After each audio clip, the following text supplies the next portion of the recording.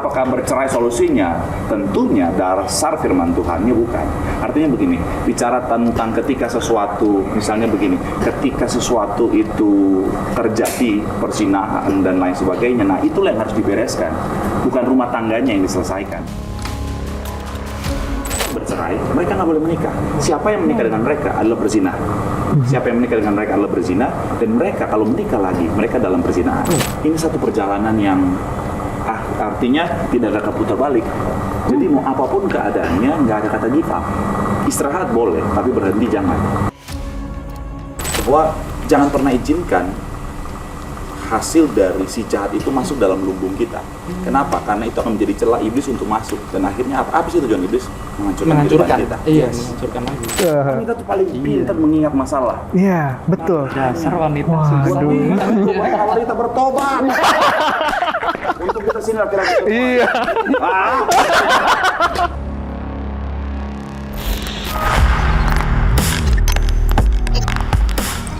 Kisah dunia lain.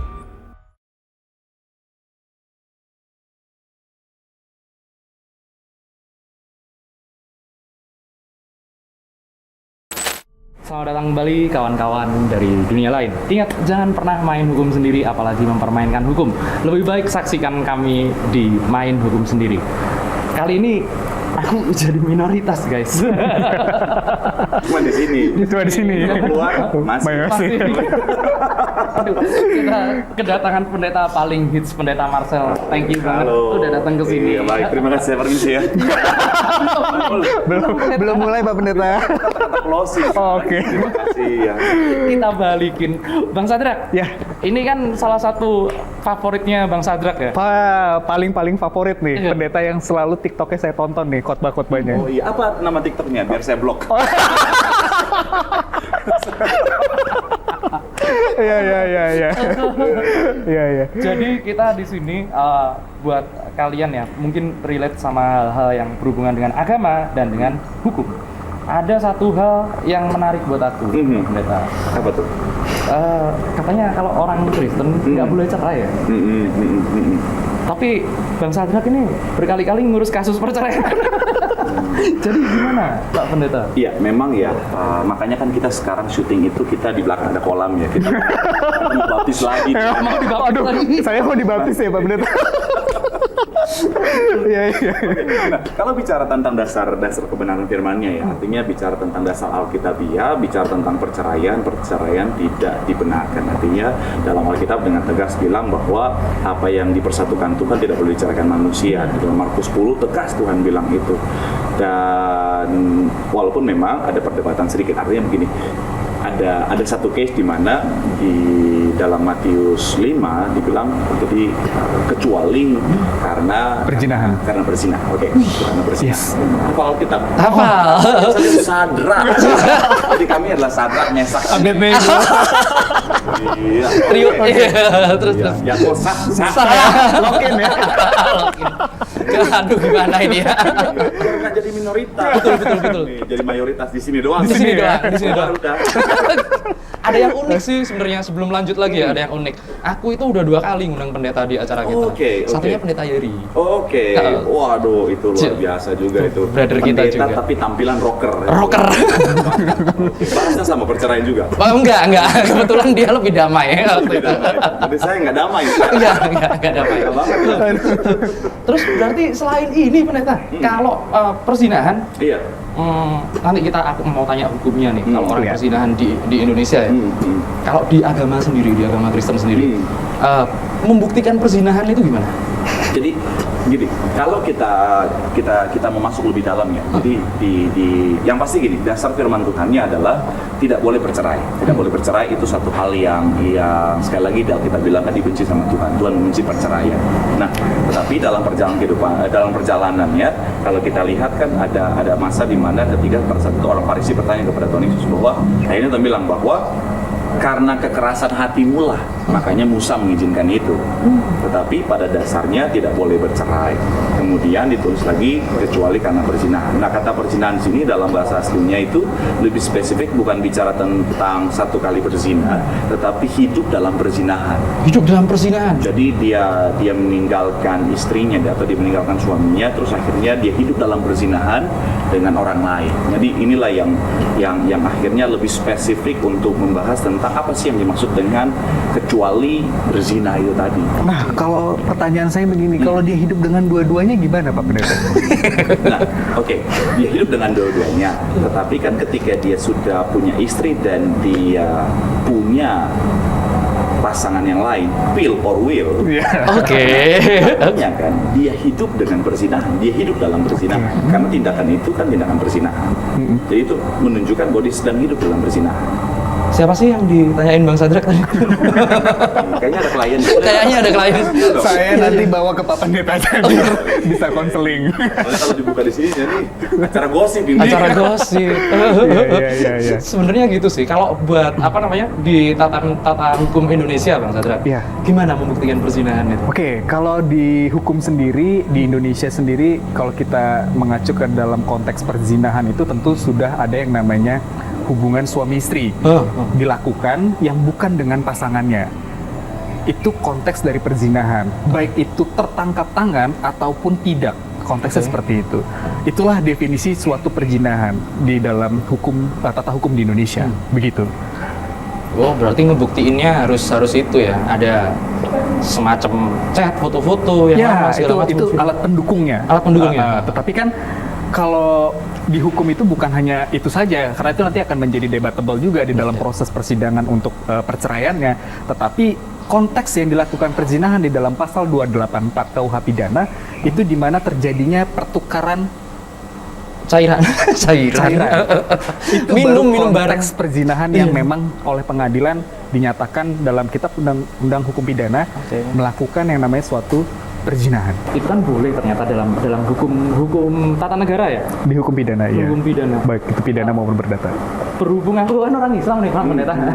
Kalau kita ke pengadilan kan bukan pengadilan Negeri, tapi pengadilan agama. Pengadilan agama.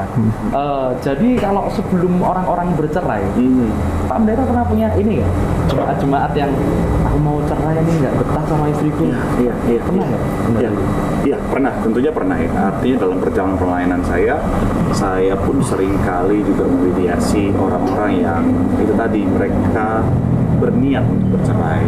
Ada banyak faktor di sana, ada banyak alasan di sana. Tetapi itu tadi sebagai hamba Tuhan, sebagai pendeta, kita punya tanggung jawab untuk apa? Untuk memediasi mereka, untuk membantu mereka. Dan karena itu tadi dasar firman Tuhan sudah sangat jelas bahwa bicara tentang apa yang sudah dipersatukan Tuhan tidak boleh diperceraikan oleh manusia. Jadi ketika bicara tentang menikah itu satu perjalanan yang nggak ada kata putar baliknya. Itu suatu perjalanan yang sampai kapan waktu Tuhan. Artinya makanya dalam janji nikah kita akan terus bersama sampai kapan? Sampai maut memisahkan kita. Wah, kayak lagu. Luar biasa. Luar biasa. Kayak lagu ya. Tapi nggak ada tiba-tiba ada kuntilanak dan berkata nama saya maut. Gitu. Selesai sudah kalau itu. Tetapi begini Pak Pendeta, saya mau potong sedikit. Oke. Ini kan kalau dari aspek agama Nasrani menyatakan bahwa apa yang telah dipersatukan oleh Tuhan tidak dapat dipisahkan hingga maut memisahkan. Tetapi mungkin dari masyarakat sendiri itu juga banyak bertanya-tanya nih. Oke Pak Pendeta, jika memang di agama Nasrani seperti itu, tetapi kan konteksnya yang saya alami itu begini loh ceritanya. Suami saya atau suami kita misalnya laki-laki lah ya, suami saya itu melakukan perzinahan, penjudi, pemabuk, bahkan melakukan kekerasan di dalam rumah tangga. Saya sampai bonyok-bonyok nih, gitu. Nah, kalau dari aspek hukum itu sudah cukup jelas untuk memutus hubungan rumah tangganya atau hubungan pernikahannya. Tetapi kalau dari aspek agama Nasrani bagaimana pandangan agama melihat itu? Sebelum kita masuk ke sana ya, pesan saya buat adik-adik yang sementara mempersiapkan diri menikah, lihat dulu baik-baik ya.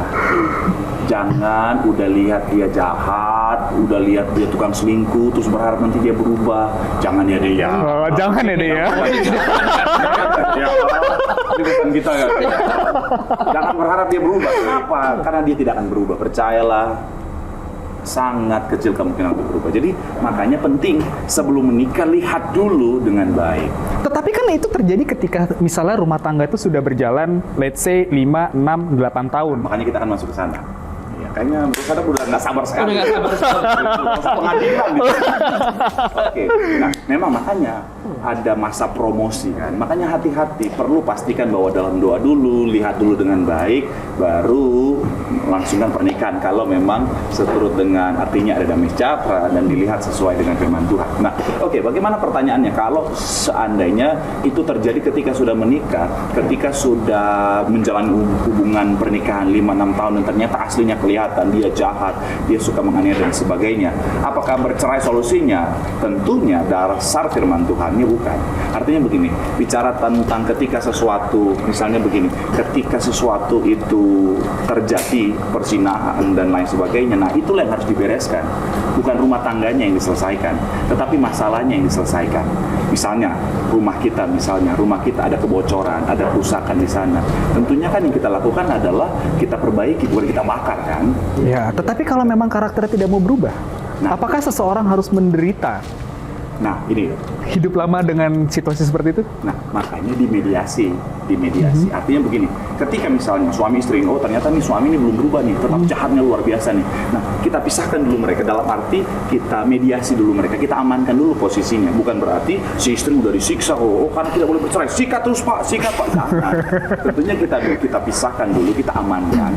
Tentunya tidak dalam posisi perceraian, karena yang mau kita bereskan adalah itu tadi, si masalahnya, si emosionalnya kah, si ringan tangannya kah, dan lain sebagainya. Sampai kapan? Sampai itu selesai. Wow. Sampai Berarti mau memang memisahkan. artinya kalau pernikahan di dalam agama Nasrani itu adalah pernikahan yang memang sama sekali harus dijaga terus sampai seumur hidup gitu ya. Betul. Ya memang nggak mudah, tetapi itulah betapa pentingnya untuk kita memperjuangkan rumah tangga kita. Jadi sekali lagi, secara dasar firman Tuhan ini jelas bahwa Tuhan tidak menginginkan perceraian. Oke. Bagaimana kalau case tadi, kecuali karena zina, ya, kecuali kalau karena zina. Nah, akhirnya dipisahkan, bercerai, artinya berpisah, tetapi bukan akhirnya ini melegalisasi mereka untuk aku akan menikah dengan yang lain dan yang satu menikah dengan yang lain. Enggak. Oh, nggak boleh? Nggak boleh. Jadi Alkitab dengan tegas bilang begini, kalau bercerai, mereka nggak boleh menikah. Siapa yang menikah dengan mereka adalah berzina. Siapa yang menikah dengan mereka adalah berzina, dan mereka kalau menikah lagi, mereka dalam perzinahan. Jadi apa sih tujuannya? Ini itu tadi, untuk supaya mau menyelamatkan mereka, misalnya dalam kondisi tadi terjadi kekerasan dalam rumah tangga dan lain sebagainya, dipisahkan terlebih dahulu. Tetapi sekali lagi, tujuannya untuk apa sih? Untuk nanti dengan harapan bisa dipulihkan lagi dalam pernikahannya tadi. Introspeksi. Peneguhan pernikahan lagi. Jadi bukan untuk berpisah selamanya. Itu tadi. Nah, aku ada solusi sebenarnya. Aku ada sedikit solusi. Kalau mau cerai, login dulu. Boleh kok. Boleh. Jangan ya, Dek ya. Jangan. Ternyata Kiara tuh sekarang sementara lagi promosi penginjilan dia. Tapi begini Pak Pendeta, saya mau bertanya, kan Pak Pendeta bagaimanapun juga adalah seorang manusia ya. Pernah nggak sih di dalam menjalani, Pak Pendeta udah berumah tangga kan nih saat ini? Ketika berkonflik itu punya pemikiran kayak, aduh gue give up nih dengan rumah tangga gue. Oke, nah dari awal saya sudah tanamkan bahwa ini satu perjalanan yang artinya tidak ada putar balik. Jadi mau apapun keadaannya, nggak ada kata give up. Istirahat boleh, tapi berhenti jangan. Istirahat, konteks istirahat ini bagaimana nih? Artinya gini, ketika misalnya saya sudah capek banget dengan keadaan Rumah tangga. misalnya. Istirahat artinya boleh, artinya kita refreshing atau mungkin punya me time masing-masing. Tapi kalau itu kan bukannya menyelesaikan masalahnya. Akan diselesaikan masalahnya, tapi dalam arti begini, misalnya lagi capek banget Berantem, ya, gitu. istri sambut dengan, walaupun puji Tuhan istri saya nggak gitu ya. Jangan sampai. Kan ada istri-istri yang gitu ya, suami baru pulang Ya. capek. Oh, banyak. Aku kerja mah, kerja pulang cepat goceng. Jadi pengacara dong. Wah. Benarnya begitu. Iya, Iya, iya. Pengacara kan banyak uangnya. Aduh, nggak juga Pak Pendeta. Haleluya. Nah, jadi, kalau kayak gitu ya mungkin takes time dulu untuk istirahat. Jangan istri udah begitu kita sambung lagi. Apa lu? Cekek-cekekan jadinya. Iya. Ya, makanya istirahat untuk me time dulu, diam dulu, tenangkan diri dulu, baru abis itu diobrolin. Bukan akhirnya Give up dengan give up dan akhirnya gua perceraian ya. bisa rumah. Karena gini, dalam Alkitab juga bilang begini, pokok boleh nggak kita marah? Boleh. Marah adalah hal yang sangat normal, tetapi dalam marah jangan berbuat dosa. Dan yang kedua, pastikan kita langsung menyelesaikan. Jangan sampai kita Matahari simpan terbit. marah itu sampai matahari terbenam. Apa sih matahari terbenam? Bukan bicara tentang Terbenam atau terbit nih? terbenam. Terbenam ya. Terbenam. Nah, ada banyak orang suka salah paham begini. Artinya kalau kita berantem siang-siang, jangan sampai malam. Kalau kita berantem malam-malam, jangan sampai Sampai siang pagi. pagi. Bukan. Ternyata itu bicara tentang begini. Jadi jangan sampai kita bawa amarah kita sampai kita tidur. Oh, sampai tidur. Ada jurnal yang mencatat begini. Jadi ketika kita tidur, ternyata memori kita akan mengalami peningkatan secara sangat signifikan. Nah, kemudian bicara tentang memori yang kita bawa tidur karena peningkatan signifikan, ternyata itu juga akhirnya masuk pada long term memory, jangka panjang, dan itu masuk pada memori alam bawah sadar. Subconscious, ya. Memang loh. Dia kalau udah masuk di long term memory di alam bawah sadar itu, memori alam bawah sadar itu mempengaruhi pikiran kita itu sampai 88%. Memori sadar cuma 12%. Nah, makanya kalau kita nggak langsung selesaikan, artinya amarah, kebencian itu nggak langsung kita selesaikan, dia masuk di memori alam bawah sadar, itulah akhirnya akan bisa berdampak jadi konflik jangka panjang. Makanya pesan buat apalagi para penonton yang pria, kalau ada masalah dengan istri, dengan pacar, langsung selesaikan. Selesaikan secara. Tapi kalau pacarnya ngambek berkepanjangan? Pokoknya langsung selesaikan. Karena begini, kalau kita salah, belum masuk di memori alam bawah sadar aja, mereka bisa ingat dalam waktu yang lama. Apalagi kalau sudah masuk di memori jangka panjang, sampai Tuhan sudah datang kedua kali. Betul. Wanita tuh paling pintar mengingat masalah. Iya, betul. Dasar wanita Waduh. Kalau wanita bertobat. Untuk kita sini laki-laki. Iya. Dari banyaknya kasus orang-orang yang bercerai, konsultasi lah ya. Apa istilahnya? Konseling. Konseling ya. Iya, konseling. Berapa banyak kemungkinan mereka untuk damai? Sedikitkah atau banyakkah ternyata? Puji Tuhan sih sampai hari ini ya sangat kecil presentasinya ya. Sangat kecil? Yang benar-benar gagal tuh ya paling ya 10% lah. 10% 10 sampai 20% yang damai. Yang gagal. Berarti bercerai artinya Yang tidak jadi dipulihkan dipulihkan lagi dan tidak jadi bercerai begitu ya. Itu lebih banyak. Apakah sebanding dengan di pengadilan? Kalau di pengadilan pasti yang namanya tingkat mediasi itu mungkin hanya 10% yang bisa didamaikan. Oke, jadi kebalikannya. Justru kebalikannya Pak Pendeta. Oke. Gitu.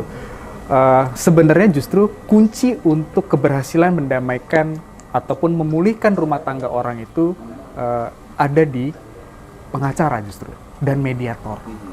Kayak saya pernah sedikit menyampaikan mau menyampaikan sedikit kesaksian di mana Kesaksian dong. Udah jadi pendeta ya. ini kesaksian lah bahasanya ya. Saya diundang oleh salah seorang orang kaya lah ya. Orang kaya lah. Ibu ini mengundang saya untuk datang ke rumahnya beliau dan di situ sudah kumpul anak-anaknya, di mana dia menyampaikan keinginannya dia untuk bercerai dengan suaminya. Karena si suami ini diketahui telah memiliki simpanan wanita muda. Bukan simpanan di bank ya. Bukan. Wanita muda yang dimana ibu ini sudah berusia 60 dan suaminya itu 70-an. Wah, astaga. Ya, ini realita. Kemudian di saat itu si ibu ini juga sudah dalam kondisi babak belur. Artinya KDRT, dia mengalami KDRT. Itu udah parah banget. Nah, cuma ada momen yang paling saya tidak bisa lupakan tuh waktu itu Pak Pendeta. Dan tak terduga juga ya. Nggak terduga. Kenapa? Ibu ini adalah sosok senior Oke. dengan usia saya yang mungkin masih sangat belia begini. Iya. Tiba-tiba Sangat belia. Iya. saya duduk di sebelah saya ibunya, dia menggandeng tangan saya. Dia cuma statementnya begini, Pak Sadrak, pimpin saya dalam doa, saya ingin bercerai dengan suami saya. Udah, saya cuma pengen bertanya kepada Tuhan, apakah perceraian ini merupakan jawaban atau langkah yang memang disuruh oleh Tuhan? Jadi saya disuruh berdoa untuk menangis suatu perceraian. Nah, ini kan satu hal yang ini apa-apaan sih gitu loh. Ini aneh banget begitu. Tetapi ya sudah, akhirnya saya bawa itu, kemarin saya doakan, kemudian saya pamit. Saya menyatakan ke ibu tersebut, Bu, boleh nggak Ibu berdoa dulu, renungkan dulu. Saya kasih waktu 3 hari. Apakah memang benar-benar ibu tetap menginginkan perceraian ini atau tidak? Loh, maksud Bapak gimana sih? Kan tadi kita sudah sepakat nih. Bapak mau mengurus perkara saya. Iya, tapi tidak tahu kenapa hati saya itu tergerak. Saya kasih ibu waktu 3 hari untuk memikirkan kembali. Apakah ibu benar-benar yakin untuk bercerai? Karena memang kondisinya waktu itu kan lumayan nih bayarannya nih. Lumayan. Buat ya. kantong saya, waduh, kapan lagi nih kan? Iya, lumayan. Tapi ya sudah, nggak tahu kenapa pokoknya saat itu terjadi dan hari ketiga saya hubungi kembali. Gimana ibu? Oke, saya kasih ibu waktu 3 hari lagi tambahan untuk berpikir. Nah, di hari ke-6 saya menghubungi. Ibu itu jawabannya sangat simpel. Pak Sadrak, terima kasih ya. Kok terima kasih gitu? Kenapa, Bu? Iya, dengan Bapak memberikan saya waktu, saya memutuskan untuk tidak jadi bercerai. Kaget saya. Saya kaget. Kagetnya kenapa? Saya nggak dapat duit. Nggak dapat duit. Nggak jadi. Nggak jadi gitu. Cuma memang ada hal yang tidak bisa dinilai dengan materi. Itu kedamaian hati saya. Sebagai seorang pengacara, saya berhasil untuk mendamaikan rumah tangga orang. Ini kesaksian. Alhamdulillah. Iya. Alhamdulillah. Iya. Nah, pertanyaannya adalah Waduh. apa isi doanya? Itu penting, itu penting. Sampai akhirnya bisa menggetarkan hati kan. Aku juga mau tanya itu. Asli. Doa saya? Iya. Doa saya Pak Pendeta. Pada saat itu, pada saat berdoa dengan Ibu itu. ibu itu dan suaminya dan juga anak-anaknya itu. Saya cuma menyampaikan di dalam doa saya bahwa Tuhan, ada seorang ibu di sisi saya yang pengen berpisah. Saya tidak tahu apakah saya artinya mau menanganin perkara ini atau bagaimana ya Tuhan gitu loh. Konteksnya waktu itu ya, tapi mungkin kalimatnya nggak kayak begitu ya. Tapi artinya intinya adalah saya menyerahkan ini biar Tuhan yang campur tangan dalam kehidupan rumah tangganya mereka. Hanya itu saja. Dan Tuhan kasih petunjuk buat saya, apakah saya harus memproses atau tidak. Ya gitulah Pak Pendeta, kan saya bukan pendeta. Itu keahliannya pendeta itu. Dan tapi tindakan itu sudah mencerminkan hamba Tuhan yang melayani dan akhirnya berhasil memulihkan. Jadi abis ini siap-siap jadi pendeta. Kayaknya nanti diajak kawan-kawan. Acara pendeta sama-sama P depannya. Tapi itu kan kontradiktif ya Pak Pendeta ya. Ya, mungkin jadi pengacara yang spesialis memulihkan rumah tangga. Tapi kan kalau pulih jadi nggak dapet duit Pak Pendeta. Iya, itu dia. Nanti Tuhan yang ganti. Amin. Aku tertarik sama satu hal itu. Itu kan tadi gara-gara KDRT ya. Sedangkan banyak banget ini sekarang di era sekarang pendeta. Ini kasus-kasus yang kekerasan juga, kasus kekerasan juga, bullying segala macam. Apalagi buat minoritas ya. Aku nggak bilang minoritas itu cuman agama Kristen. Agama Islam pun kalau di daerah timur minoritas guys kita guys. Iya kan? Di sini kita juga minoritas. Kasih kesimpulan dulu Pak Pendeta sebelum kita maju ke arah itu. Untuk perceraian dalam agama Kristen ini boleh enggak sebenarnya? Dan bagaimana untuk memulihkannya? Oke. Nah, jadi bicara tentang pernikahan ya, sekali lagi dasar yang paling jelas adalah Tuhan membenci perceraian. Jadi Tuhan tidak menginginkan perceraian. Firman Tuhan dengan tegas bilang apa yang dipersatukan Allah tidak boleh diceraikan manusia. Jadi sekali lagi yang paling dasar, yang paling harus kita pegang teguh adalah Tuhan membenci perceraian.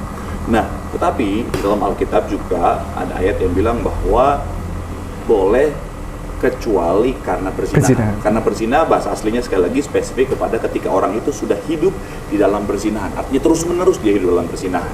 Nah, dan akhirnya mereka dipisahkan. tetapi bukan untuk dipisahkan untuk selamanya, untuk yang satu menikah dengan yang lain, yang satu menikah dengan yang lain. Karena itu pun adalah perzinahan ketika orang menikah dengan orang yang sedang dalam perceraian maupun yang sebaliknya. Jadi tujuan perceraian ini adalah dengan harapan mereka akan dipulihkan kembali, akan dipersatukan kembali. Makanya ada yang namanya pemulihan, ada yang namanya penubuhan nikah, untuk supaya apa, mereka dikembalikan lagi setelah masalah mereka, artinya tadi yang emosionalnya kah, persinahannya kah, semuanya dibereskan, mereka dipulihkan lagi untuk kembali bersama-sama. Sampai kapan? Sampai maut yang memisahkan. Let's say jadi cerai. Dalam Kristen ada harta gono gini nggak sih, pendeta? Dalam Kristen sebenarnya gini, kalau bicara tentang harta itu sendiri itu diatur di dalam tradisi pada masa itu. Jadi memang nggak bisa dipungkiri yang namanya Alkitab itu kan sangat erat kaitannya dengan tradisi pada masa artinya tradisi Yahudi ya. Jadi itu sangat mempengaruhi sekali. Jadi kalau based on itu, biasanya ketika si suaminya misalnya berpisah, nah biasanya harta itu akan di tangan suami semuanya. Di tangan suami semua. Yes, dalam otoritas suami. Karena kemarin aku ini sempat ingat kata-katanya Public figure ya? public figure, kata-katanya Sandra Dewi gitu yang sering diwawancara. Oh, aduh. Dia bilang harta titipan Tuhan. Titipan Tuhan. Hartanya. Harusnya titipan siapa? Enggak gini loh. Soalnya dari senyumannya kan ada titipan lain juga. Iya, betul. Justru aku mau tanya nih. Iya, justru kita mau tanya titipan siapa juga. Nah, ini aku tanya sama pendeta dulu ya. Oh iya, aku tanya boleh. sama pengacara ya. Iya. Kalau harta ini kan titipan Tuhan katanya Sandra Dewi. Yes. Boleh nggak kejaksaan meriksa harta titipan Tuhan? Hartanya Tuhan loh ini. KPK apa namanya, kejaksaan, sorry. Boleh nggak sih meriksa? Ini kan titipan Tuhan katanya. Nah, kita harus coba telaah lebih dalam lagi ya. Apakah harta titipan Tuhan? Ya. Tapi kan ada juga titipan yang lain. Artinya gini, Titipan siapa nih Pak Pendeta?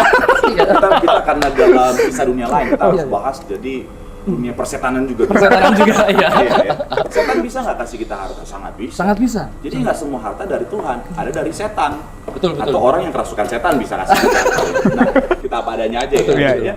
Ya makanya kan orang-orang yang cari harta dengan cara-cara yang lain di luar kebenaran firman Tuhan juga ada kan. Ada. Nah, artinya gini, jadi kita harus lihat dulu dari mana. Kemudian boleh nggak diperiksa? Nah, kalau buat saya dari perspektif sebagai seorang hamba Tuhan, sangat boleh. Karena kenapa? Kalau harta itu benar dari Tuhan, diperiksa pun nggak apa-apa. Kenapa? Karena semua pasti dasar hukumnya pasti aman. Kenapa? Karena pasti halal, pasti dari sumber yang benar. Kalau dari titipan setan, nah itu harus kita tanyakan kepada Pak Sadra. Kita tanyain beliaunya bareng-bareng. Gimana? Harta titipan siapa berarti yang nggak boleh diperiksa itu? Ya, harta titipan Pak A, Pak B, Pak C. Begitu. Jadi ya. Ternyata ada yang bisa nitip-nitip gitu ya. Wah, itu prakteknya kan sudah banyak Pak Pendeta. Oke. Ya, tapi kita jangan dibuka di sini lah ya. Nggak, Itu terlalu nggak sensitif. apa-apa. Kita bahas aja di sini. Ya, jangan, sama aja konteksnya. Bahaya di saya Pak Nggak Pendeta. ada. Jadi aku disclaimer dulu. Ini selalu aku disclaimer. Kalau yang namanya tindak pencucian uang, terus habis itu titip-titip duit kemana-mana disebarkan, itu nggak ada di Indonesia. Indonesia nggak ada. Nggak ada. Kalau di Wakanda ada. Ada. Beres Indonesia. Indonesia itu beres. nggak ada lah. Ada. Semuanya tertib kok. Kita sekarang ngobrolin di Bingung. Wakanda. Karena kalau bicara tentang, kan saya juga contoh kemarin di rumah saya tiba-tiba mbak saya bawa uang ke saya. Waduh. Iya. Jadi Pak ini kecuci Pak, jadi di kantong saya kecuci uangnya. Cuci Jadi uang. kalau bilang praktek itu ya Aduh. kadang-kadang juga kelalaian juga ya. Jadi ada juga sih di Indonesia. Iya. Oh, ada. Contohnya di saya tadi gitu. Jadi ada juga. Di Indonesia Cuman ada di ya, Wakanda lebih besar. Lebih besar, Kalau iya. di Indonesia banget. Ya, Kecuci ya. Banyak sampai Iya. hampir hilang. Iya. Di kantong segala macam iya, sering kok. Iya. Oh, panas. Ya, jadi ya. Panas banget. Aduh, nih kok mepet jurang banget ya pembicaraan kita. Diundang buat apa sih sebenarnya? Iya. Iya. Kita di somasi ada pengacara. Pengacaranya dia. Pengacara. Ya, kalau berbicara ya tadi balik lagi kalau memang itu adalah dana-dana ataupun uang-uang goib ya, artinya itu kan saya tidak Sama aku. Enggak, maksudnya Iya. begini loh, saya tidak meyakinin bahwa itu merupakan harta yang memang dimiliki oleh seorang public figure Ya, itu sendiri. Ya, ya. Karena bagaimanapun juga kalau kita berbicara korupsi itu tidak dapat dilakukan sendiri. Pasti ada banyak pihak yang terlibat. Begitu. Tapi ya kita nggak usah membahas terlalu jauh ya. Nggak usah. Kita ada itu di Indonesia. Itu di Wakanda. Ya. Kita pindah lagi ke Indonesia. Oke. Kira-kira rata-rata penghasilannya public figure di Indonesia berapa sih kalau beneran? yang laporan pajak. Saya nggak tahu ya. Pendeta tahu, pendeta. Kita harus tanya public figure ya. Oh, Kan Pak Pendeta public figure. Makanya karena yang benar-benar public figure kan harusnya yang kita tanyakan. Tapi mungkin penonton nggak tahu dan mungkin iya. banyak nggak tahu, kita sudah undang artis kita. Silakan. Nggak ada. Lagi diperiksa soalnya. Lagi diperiksa. Nggak ke dokter guys. Lagi diperiksa. Iya, lagi sakit. Jadi berarti seperti itu ya. Harta-harta yang seperti itu kan memang menggoda manusia. Betul. Kalau saya boleh masuk sedikit ya. Boleh, Tapi boleh. kalau misalnya ada yang menontonin dan dia apapun agamanya ya, kita percaya begini.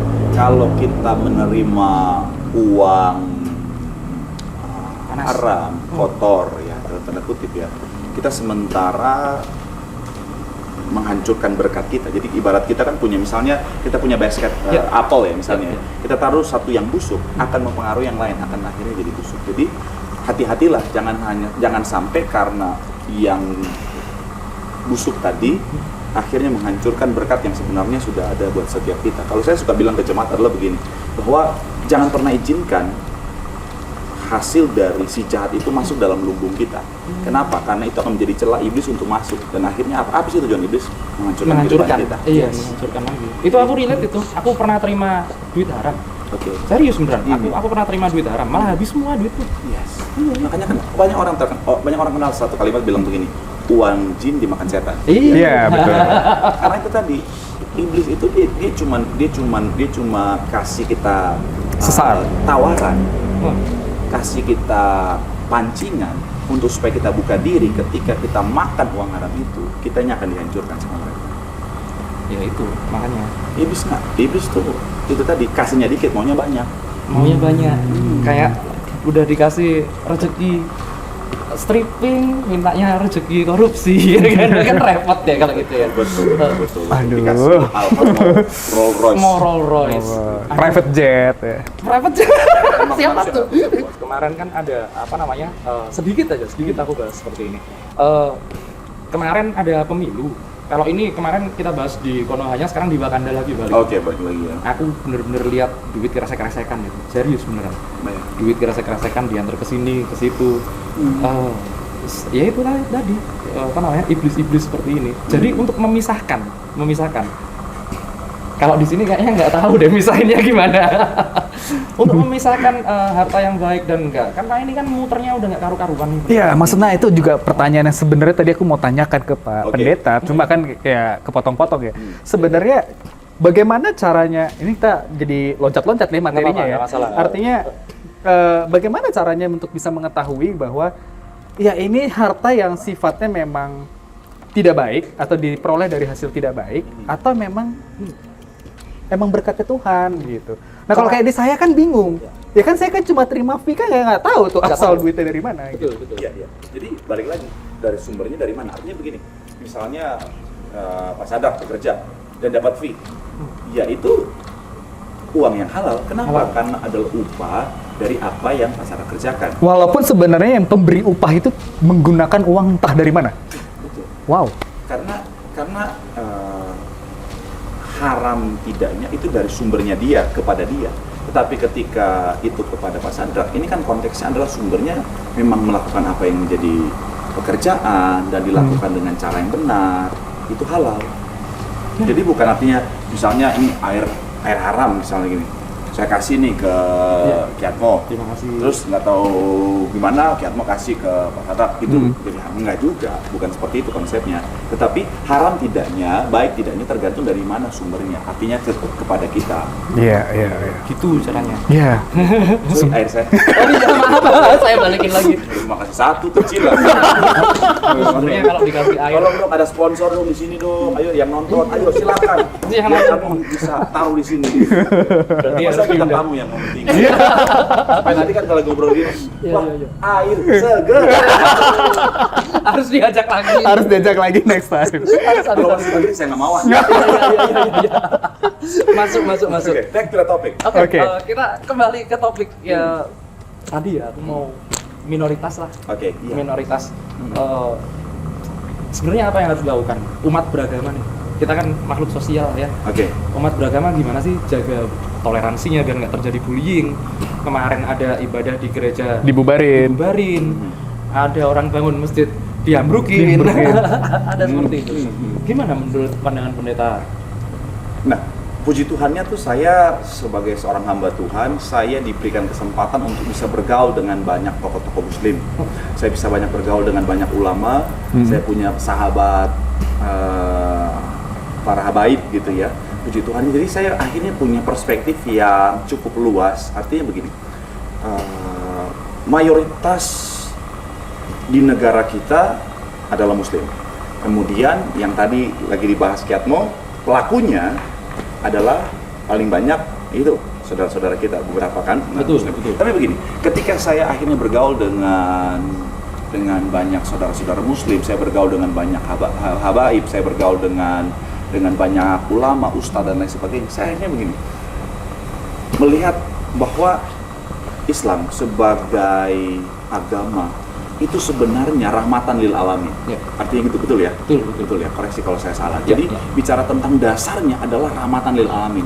Jadi membawa rahmat bukan hanya untuk bahkan manusia, tetapi untuk alam, untuk semuanya.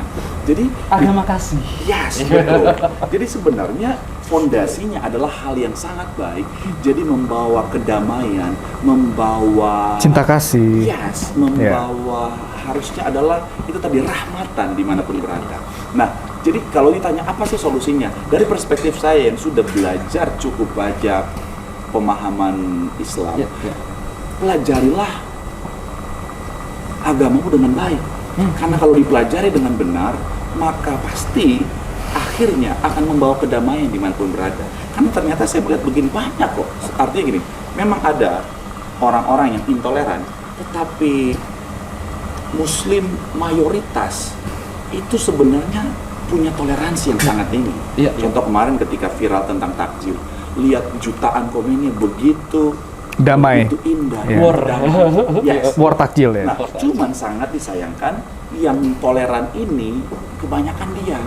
Sedangkan yang intoleran ini mereka aja yang berkoar-koar. Nah, maksud saya adalah begini, yuk mari kita yang toleran, yang mayoritas sebenarnya ini, ayo kita bersuara, ayo kita bertindak, ayo kita bergerak untuk apa? Untuk kita menyadarkan si yang intoleran ini yang hanya sedikit ini. Karena kebanyakan kita yang toleransinya tinggi, kita diam. Ya, setuju. Itu. Dan kemarin saya sempat ngobrol dengan Ustadz Maulana ya. Oh, Ustadz Maulana. Ustadz Maulana, betul kan? Jamaah! Oh, jamaah. Iya. Kaget saya. Kaget langsung. Oke. Nah, Islam dalam konteks mayoritas itu ternyata berdiri sebagai apa? Sebagai pelindung. Betul. Jadi sebenarnya Islam sebagai mayoritas di negara kita harusnya melindungi yang minoritas dalam segi jumlah itu tadi. Betul. Jadi kalau ada orang-orang yang itu tadi yang Intoleran. artinya mereka kurang punya pemahaman Nggak tahu agama itu kalau aku Betul, bilang. betul. Iya. Makanya kemarin ngobrol sama Habib Jafar juga ya. Ya. Dia bilang begini, ditanyakan apa sih penyebab orang-orang akhirnya intoleran? Ilmu mereka sangat rendah. Iya, betul. Makanya saya sangat kagum ya dengan saya sangat mengagumi NU misalnya. Iya. Karena saya melihat bagaimana toleransi mereka sangat tinggi. Saya sempat bilang kalau bisa saya jadi banser kali, karena seru bagaimana melihat Jadi banser, pendeta jadi banser belum ada loh. Iya. Bagaimana mereka tuh menerapkan toleransi yang bukan hanya menghargai, tapi ikut serta dalam mendukung kegiatan keagamaan. Melindungi Betul. juga. Makanya Iya. nggak heran kalau Natal itu banser mereka jagain gereja, mereka ketika di vihara ada acara apa mereka ikut menjaga. Jadi sebagai pelindung ya. Yes, itulah namanya toleransi next level. Dan itulah yang sekali lagi, kalau ditanya sekali lagi, balik lagi kepada pertanyaan intinya, apa solusinya?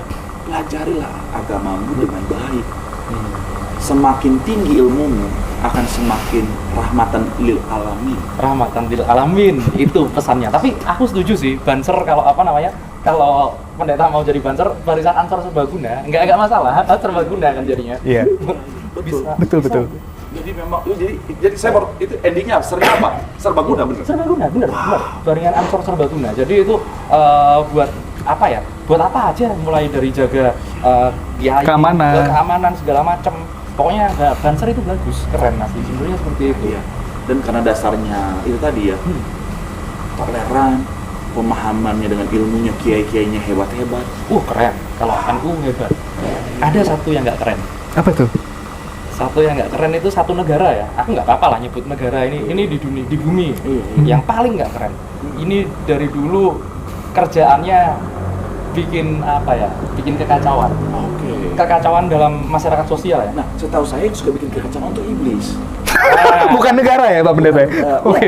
Di dalam, maksudnya begini, bukan bicara tentang tepatnya, tapi oknumnya. Oknumnya. Oke. Karena ini dulu negara memang benar-benar bertuhan. Terus habis itu direvolusi. Revolusi Prancis. Pas waktu abad ke-18. Sekarang Prancis itu jadi kan Olimpiade nih kemarin. Iya, sekarang lagi Olimpiade. Iya. Kan? Olimpiade ada pembukanya segala macam. Kemarin tumben-tumbenan Prancis yang disenggol agama Kristen kan. Iya. Setelah sebelumnya agama Islam juga disenggol. Dikartunin. Iya, sekarang tuh dibikin suatu karikatur atau suatu apa ya itu ya yang itu pertunjukan perjamuan kudus terakhir tuh diparodikan. Iya, gitu. diparodikan. Iya. Jadi kayak Last Supper-nya jadi ini, jadi LGBT anjir. Wah, itu Iya. Gimana pendapat tentang hal ini? Ini kan itu mungkin Pak Pendeta yang bisa berpendapat kali ya. Ya, saya sih akan lebih spesifik kepada yang pertama adalah dengan pembukaan seperti itu, olahraga apa yang diwakili? Nah, kan? Semangat olahraga apa yang bisa kita lihat? Nah, sama sekali nggak ada olahraga yang bisa diwakili dengan cara yang seperti itu. Iya. Kemudian, kalau dari perspektif saya, ya ini tadi, ini satanik lagi bekerja. Artinya bukan mungkin tadi bilang satanik ada, tapi ada satu agenda besar yang sementara dilakukan untuk apa? Untuk menghancurkan generasi Mengacaukan. selanjutnya. Kemudian yang paling lucu statement dari ketua panitianya. Ya, kami tidak berniat apa-apa, kami tidak ada maksud apa-apa. nggak mungkin lah, bohong itu. Ini tatuan depan jalan. Iya. Tapi aku tertarik gini, Pendeta. Tadi kalau Pendeta bahas satanik, aku bahas satanik tadi nggak ada. Sebenarnya gini, satanik yang konsepku, pengertianku tentang satanik itu apa yang Pendeta Marcel bicarakan. Sebenarnya ke situ pengertian. Jadi kalau orang kayak nyembah, woi iblis turun ke bumi, itu nggak ada. Itu bullshit. Aku tahu Grimorium, aku tahu Lesser Key and Greater Key of Solomon segala macam. Nanti kita ngobrolin itu. Oke. itu satanik bagus itu. Karena yang di yang di ini Bang Sadra, yang di Olimpiade itu Four Horsemen-nya keluar. Ya.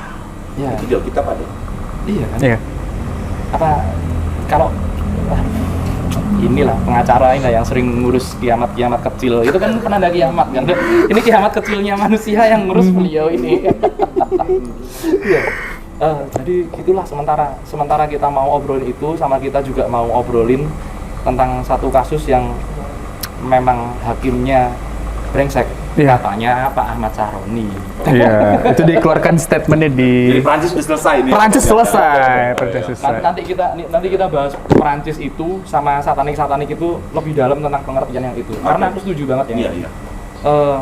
Aku mau minta tolong kasih kesimpulan buat yang ini. Nah, kalau perkawinan tadi saya sudah sangat jelas bahwa kita tadi ya kekristenan tidak mengizinkan perceraian. Karena sekali lagi ujung-ujungnya kerinduan kita adalah pemulihan keluarga bersama sampai selama-lamanya. Dari pengacara? Saya? Dari pengacara. Bahas perceraian? Iya. Kesimpulan? Kesimpulan. Oke. Bagi saya, mungkin yang menonton ya acara ini, ketika mungkin ada bermasalah dan pengen bercerai, ini mungkin akan menutup berkat saya ya. Tapi artinya begini, saya memiliki keyakinan, tadi kan Pak Pendeta bilang bahwa rezeki itu sudah ada yang mengatur. Tetapi ketika berbicara mengenai perceraian, Anda datang ke kantor saya pastikan itu akan berproses sangat lama. Karena saya akan bisa mengupayakan yang namanya perdamaian terlebih dahulu. Karena saya beranggapan dan saya berprinsip, ketika terjadi suatu keributan di dalam rumah tangga, masing-masing pihak itu akan memiliki peran. Jadi yang tadi Pak Pendeta juga sudah sampaikan, yang dibenahi bukan atau yang diselesaikan bukan oleh rumah tangganya, tetapi masalahnya yang diselesaikan. Jadi saya lebih mengangkat itu saja sih. Kalau ditanya kesimpulan mengenai perceraian. Makanya kalau boleh sedikit saya tambahkan ya, jadi kan bicara tentang rumah tangga tentu ibarat kita sementara melakukan perjalanan dengan bahtera ya. Bahtera rumah tangga. Bahtera. Betul. Jadi mau seperti apapun keadaan badainya, mau seperti apapun kapalnya, kerusakan kapalnya, mau seperti apapun, pesan saya jangan pernah loncat dari kapal. Karena ketika kau loncat dari kapal, ujung-ujungnya kau pasti akan binasa. Jadi pertahankan kapal itu, perbaiki dengan sebaik mungkin. Makanya kalau mungkin kau sementara ngalamin masalah dalam rumah tanggamu, dalam konflik yang berat, datanglah ke kami bertiga. Closingannya mantep ya nomornya. Baik secara hukum dunia maupun hukum surga kami dibantu, dan secara hukum kuantum dibantu. Siap.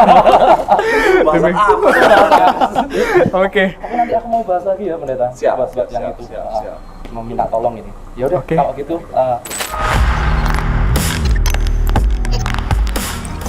Kisah dunia lain.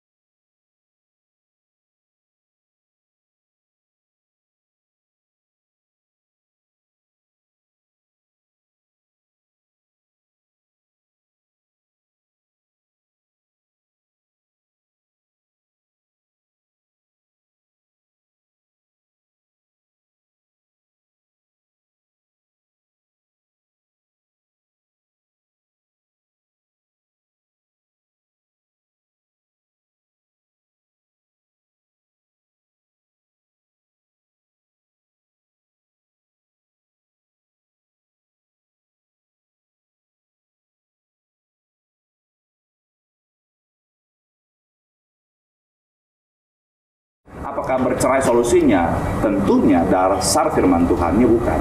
Artinya begini, bicara tentang ketika sesuatu, misalnya begini, ketika sesuatu itu terjadi, perzinahan dan lain sebagainya, nah itulah yang harus dibereskan, bukan rumah tangganya yang diselesaikan. Bercerai, mereka nggak boleh menikah. Siapa yang menikah dengan mereka adalah berzina. Siapa yang menikah dengan mereka adalah berzina, dan mereka kalau menikah lagi, mereka dalam perzinahan. Ini satu perjalanan yang artinya tidak ada putar balik.